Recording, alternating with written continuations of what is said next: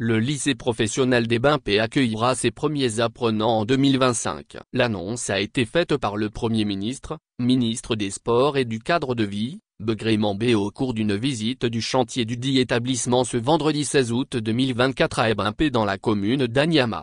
2 ans après la pose de la première pierre, 24 janvier 2022, ce lycée installé sur un site de 20,64 ha, dont 46 a bâti à une capacité d'accueil de 2000 apprenants dont 1600 à l'internat. À en croire le Premier ministre, le taux d'avancement des travaux a atteint 93,70% fin juillet 2024. Fruit de la coopération sino-ivoirienne, ce lycée entre dans le cadre de la construction de 7 lycées professionnels sur le territoire national, à savoir, Yamoussoukro, Diabo, Dabakala, Korogo, Kon et Béléban.s, pour la construction d'une Côte d'Ivoire plus industrielle.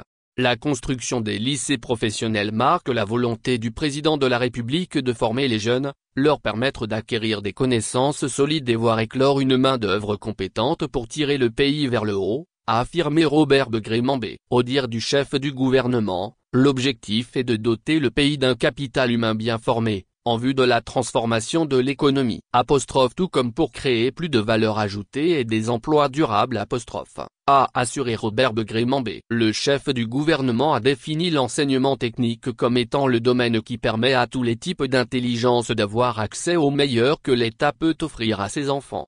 Toute chose qui donne la possibilité aux uns et aux autres de partir du diplôme de brevet de technicien, BT, jusqu'au cycle d'ingénieur de conception ou de réalisation, en passant par le brevet de technicien supérieur, BTS, car l'enseignement technique doit permettre aux jeunes de s'exprimer, de faire parler leur génie et permettre à l'administration publique et surtout au secteur privé de disposer d'ouvriers qualifiés et de techniciens supérieurs talentueux, a-t-il souligné. Les filières de formation sont la transformation et contrôle qualité en industrie agroalimentaire, la mécanique générale, l'économie numérique et l'électronique. Sont également ciblées l'électricité d'équipement, la maintenance aux véhicules et engins, la chaudronnerie soudure, l'imprimerie, et conducteurs d'engins de travaux publics.